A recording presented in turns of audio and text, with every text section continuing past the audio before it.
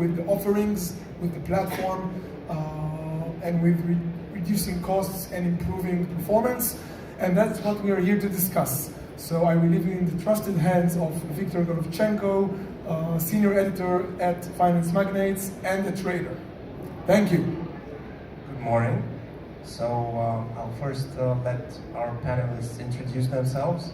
Paul, want to start? Sure.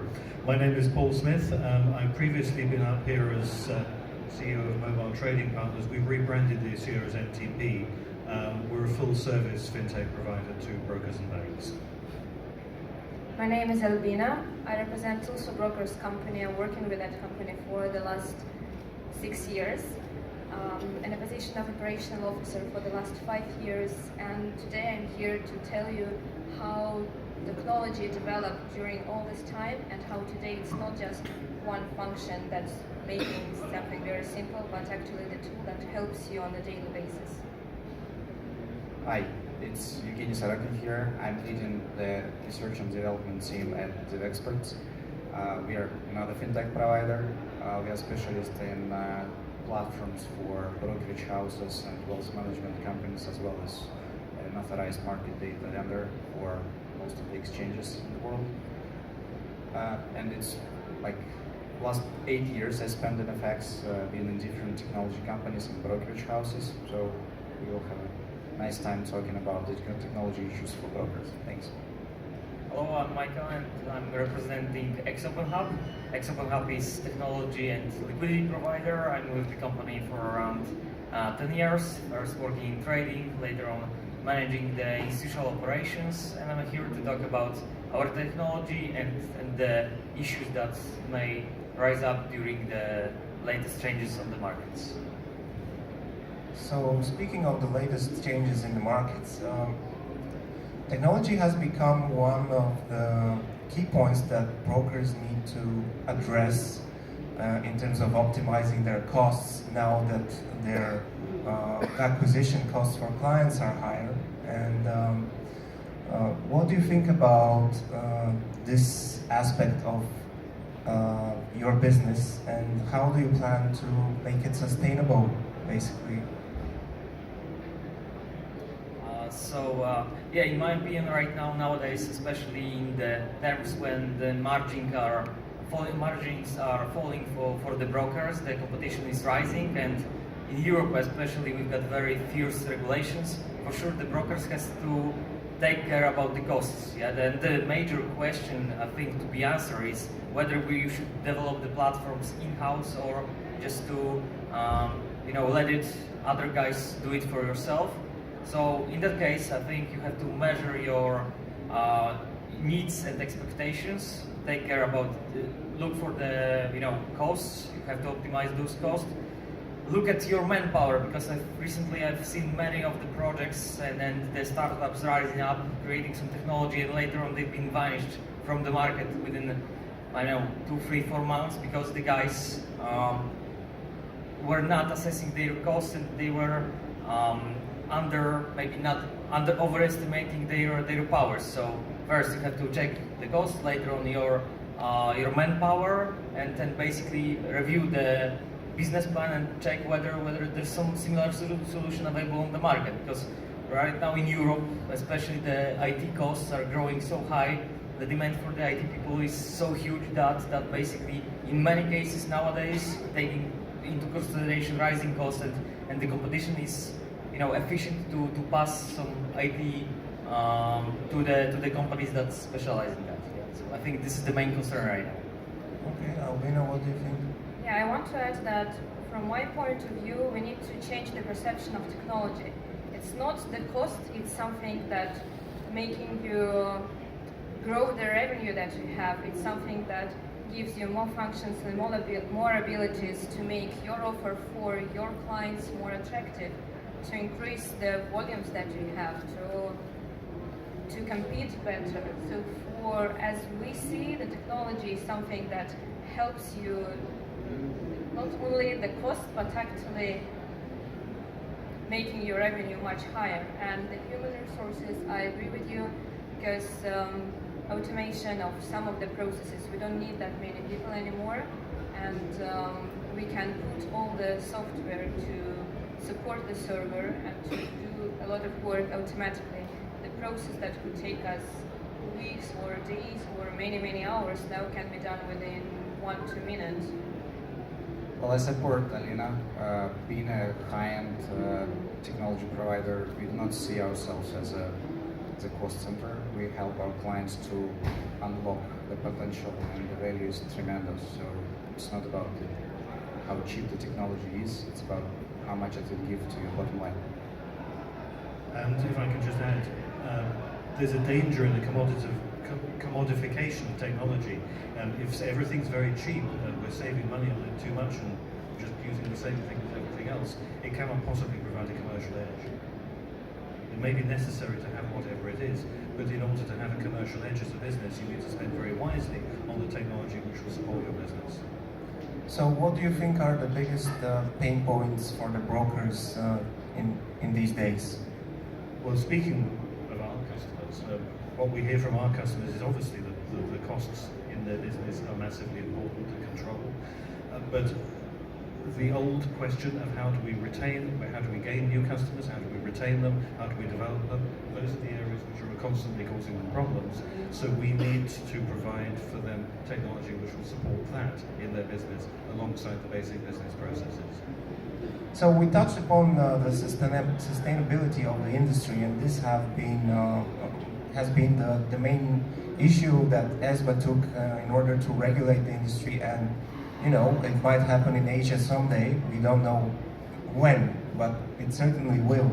So how do you guys think that technology can help to solve this biggest pain point for the brokers, that profitability?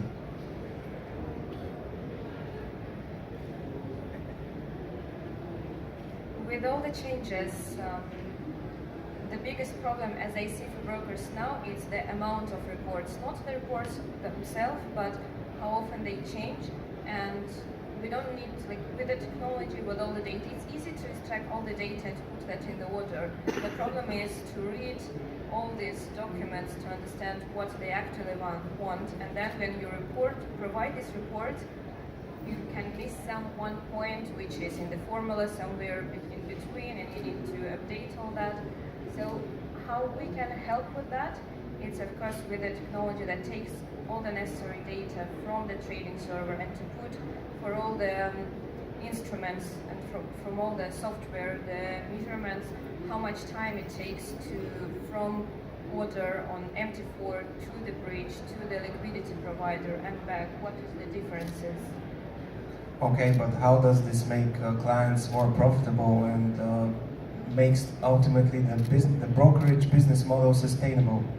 Because one product is not only about one function to make the report. We have other functions about the speed of execution that the bridge can provide, or about how to work with the liquidity providers, or about other services, how to make it can go both ways.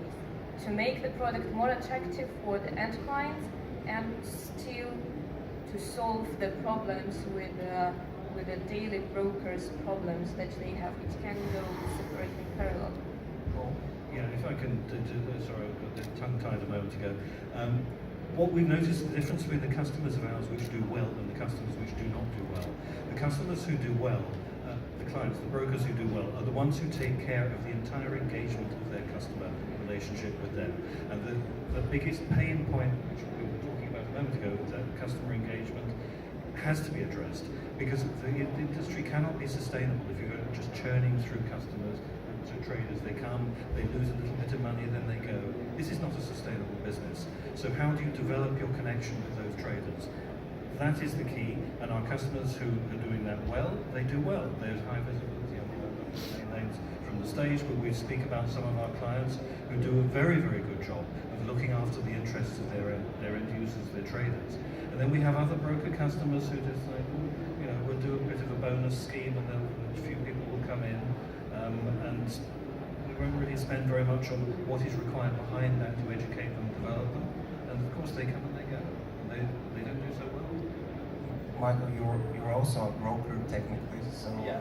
So, but basically, I agree with my the previous speakers. But the thing is that brokers has to think to remain, you know, to be competitive. You have to have certain flexibility in terms of introducing new instruments to have the full path of conversion and the process of supporting the client. The platform, the technology should be, you know, flexible, because when the new reporting is coming to the place, or you would like to introduce new instrument, or there are certain requirements about the new reporting of those instruments, you have to have certain flexibility for still introducing the product to your clients, market the product well, and to report it. So I think that the biggest pain point is the lack of flexibility in many of the platforms available on the market, or the most popular platforms available on the market.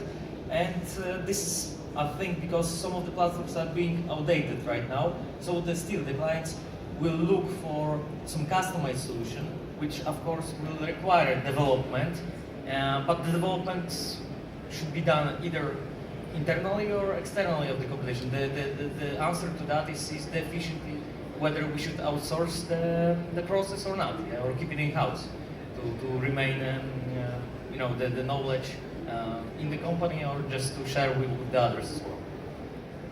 Evgeny, are you putting in some special efforts in helping brokers to optimize the user experience of their end client? Oh yes, definitely. Because we developed the tailored trading solutions, that's the onboarding KYC processes are a big part of it. And where do you see automation in this? How does it help optimize the whole process? Like, how many things can a broker automate these days? That's a great question. As a technologist, I believe that full automation is possible. And a good analogy would be self-driving cars. So the driver is still required at the moment, but the status quo will change. And pretty much all the aspects of the brokerage activities could be automated. If we are talking about trading, like my personal record was 99.6% of all the transactions were fully automated by the AI and the rule-based algos mixed together, and this went well, and the dealing desk has been operational like this for many months. The same applies to KYC onboarding processes. There is a great room for automation, and it's achievable. And the customer support, personally I'm bullish on voice assistants and chatbots, so it can be automated too. Michael? I think, you know, starting from the lead scoring process, that we've got some machine learning system that helps us, for example, to score the leads, whether the lead is worth calling or not, whether the lead should be reached with some automated, let's say, email sendings or some text message sending, till the next paths of acquiring the client to redemption of the client. Some AIs and machine learning systems still can help the brokers to assess whether the client is willing to send additional funds to the account, whether the activity of the client is falling, what, for example, instruments should be advertised to a certain group of clients. So there are a lot of things to be done in terms of automation nowadays, especially with growing you know, AI system and machine learning systems. I think this is the next step. Whether it can be automated fully, I think, you know, in 90% yes, but the strategy of how we should and when we should use those systems, for sure, should be, for the time being, left for humans. So I would say that marketing strategy will be still like human domain and field, but the work that was done previously by the people will be more and more automated. Yes. If I may add, if we try to be a bit more pragmatic and sound a bit less futuristic, these complicated automation projects with AI in place they could be much more expensive for the many brokers out there, and it may be cheaper to keep your back office personnel on a payroll, your marketing department on a payroll, than to try to automate and support this automated system. However, this will change. Thanks. There is a tendency across many industries, this is not unique, to search for something which will provide a magic solution, silver bullet.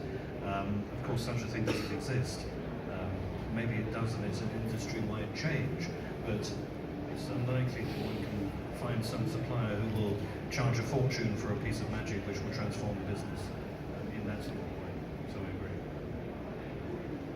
I think any process can be automated.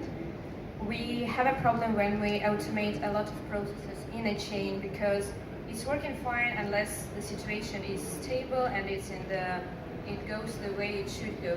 But when someone or some event happens which is not going in line, or there can be an errors when to one filter some occasional client or trader client or that specific filter which shouldn't be there, but by some coincidences it just fits these rules and filters, there we face a problem in a situation, and until this is sorted out, we have to leave some part for the main force and for the man control, because 100% automation, unfortunately, I think even the market is not so ready for it yet, because we have like a lot of clients and some of them prefer to do everything manually to check themselves, and some of them trust 100% to the software, to the machines.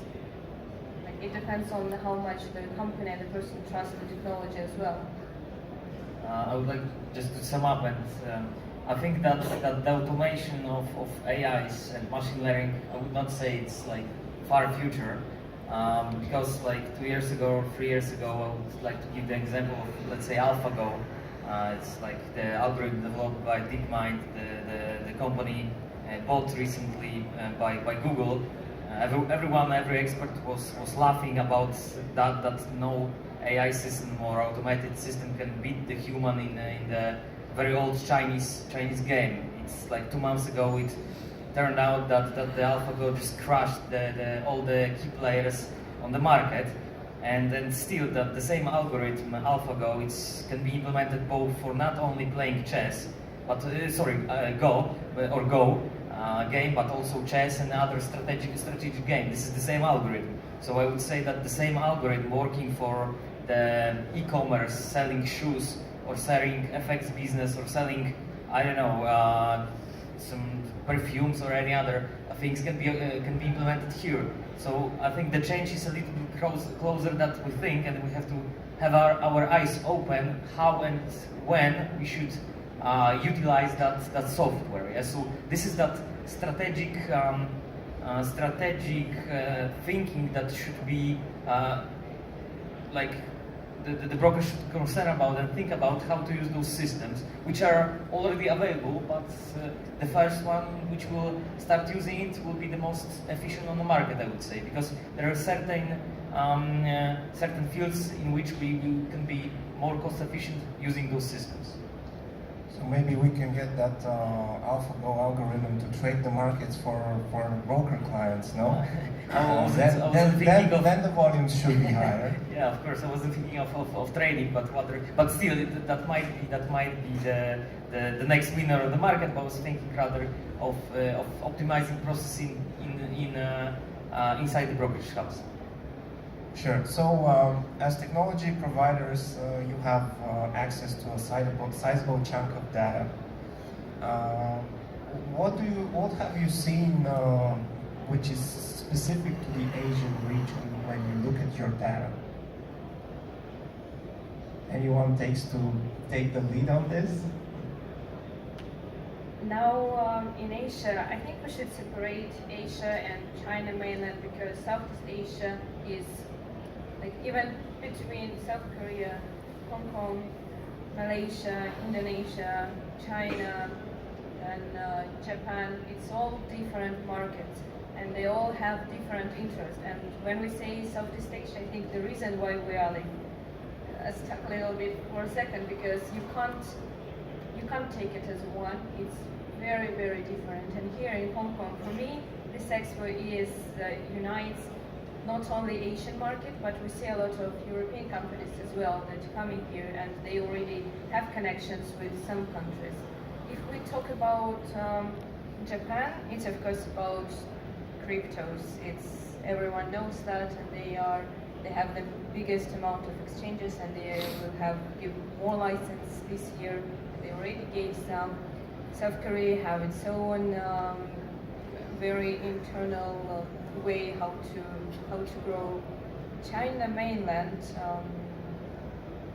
we see from our side that they are more interested in other alternative instruments than forex. It's more about stocks, it's more about bonds, it's more about metals rather than FX, and they are willing to invest in especially gold.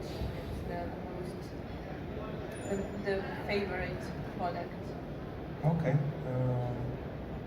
Well, as a global trend which has come from Asia, everybody's going mobile. The specifics of Asia is the consumption of the various information services through alternative ways, such as WeChat or other messengers. But the global trend is everybody's going mobile. I agree with Albina that non-FX instruments there is a growing demand for them. Obviously, we witnessed the hype for cryptos too, apart from the indices, commodities, and stocks. I agree with you on the mobile point. This is the region in which we have clients who are mobile only or mobile centric. They, again, going back to my same point, they make the entire engagement with the client on that channel. In addition, maybe a bit cheeky, we see flow from, it's not ours, obviously we're processing it for our customers, in regions where the regulation is either not working or it's not working very well. And we see things being traded which is surprising out here. Like cryptos are not supposed to be traded on the mainland. It doesn't seem to be stopping it. For sure, I agree that mobile. This is the main point. So that's why in our company we were expanding the teams, developing mobiles. We recently also released like new mobile platform based on the latest technology. So yeah, for sure, this is it. The instruments, I think, are being more and more diversified from FX, later on cryptos, to right now stocks and ETFs as well. So diversification, to be honest, the Asian people are rediscovering, I would say, that the markets, and then they would like to have also in their portfolios less riskier instruments. So this is it. And from the broker's perspective, yeah, the brokers are looking for the platforms that are delivering also the information, the data about their clients. Yes, so the behavior on the platform, what the clients were analyzing, what charts. So I think that the brokers from Asia are looking for the platforms that are delivering certain information about the behavior of their clients to analyze it. Maybe this is the first step of using those AIs, what I previously mentioned. And so I think from our perspective, technology providers, we should like focus on what data we can deliver to the clients to make efficient analysis for the guys. Yeah, and like to finish up, of course, mobile and the analytics on the mobile platform as well, delivered to the brokers. Okay, so I think that we have some questions from the screen. Do we?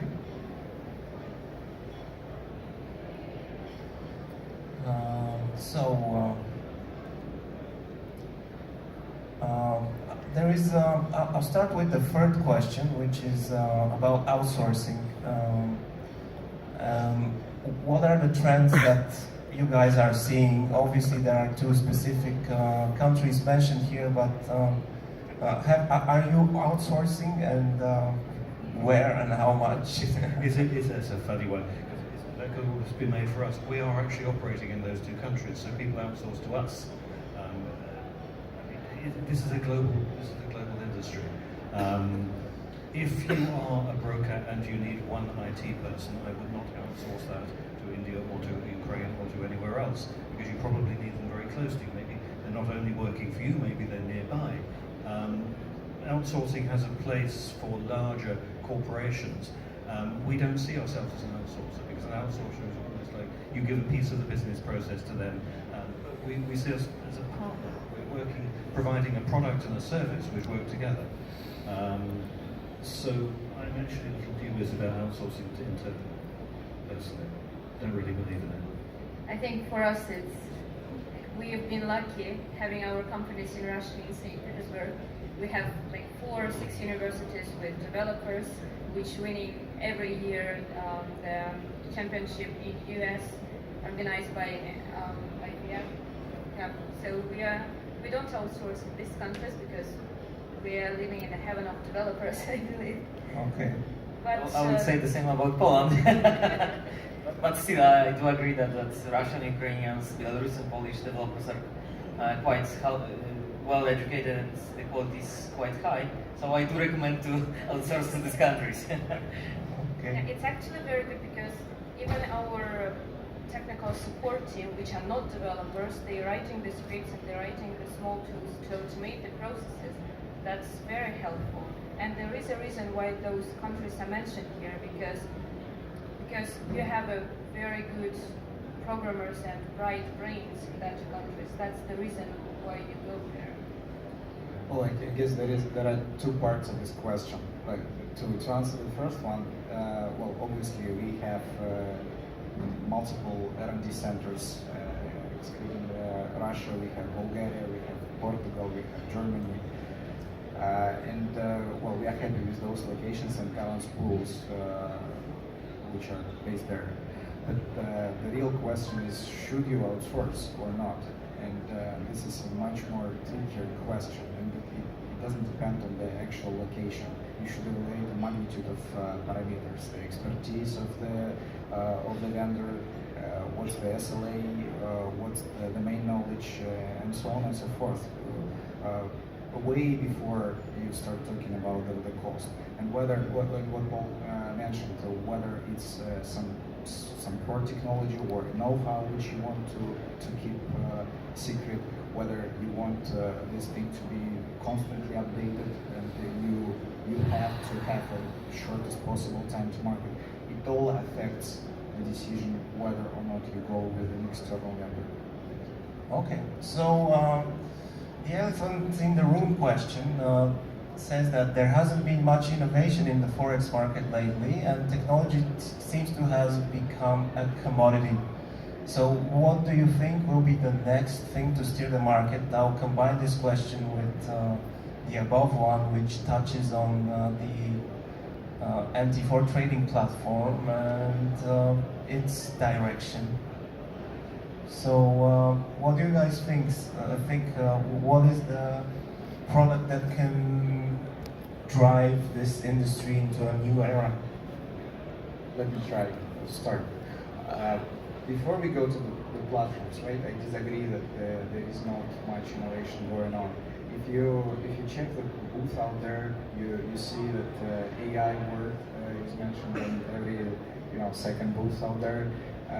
Well, some of them pretend that they are doing AI, some of them actually do, and this is actually a disruptive innovation which will reshape the market completely and the way the brokers do business too.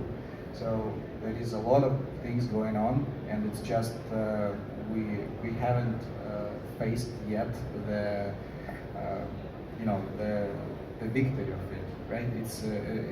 There is a lot under the hood which is going on. Okay, curious to see what comes out of the hood. But Paul, what do you think? There definitely hasn't been a lot of innovation in the top question. Yeah, that's true. But at the same time, that's what the traders have been used to. But what we're seeing, in my view, is with the millennial generation, the mobile first generation, there's a new generation of traders coming up. Okay, maybe the volume's not very high from them yet, they're still learning. There's an opportunity to work with them, to give them educational tools, to teach them what they can do. They are not going to be interested in trading from the desktop. They won't have one, probably. They are going to be interested in maybe they can do their algos in the cloud. Maybe they can work with some AI cloud-based service, which will they will give it parameters and it will make the trades on their behalf. Maybe they're not interested in coding here. So it's a new market, it's a new opportunity.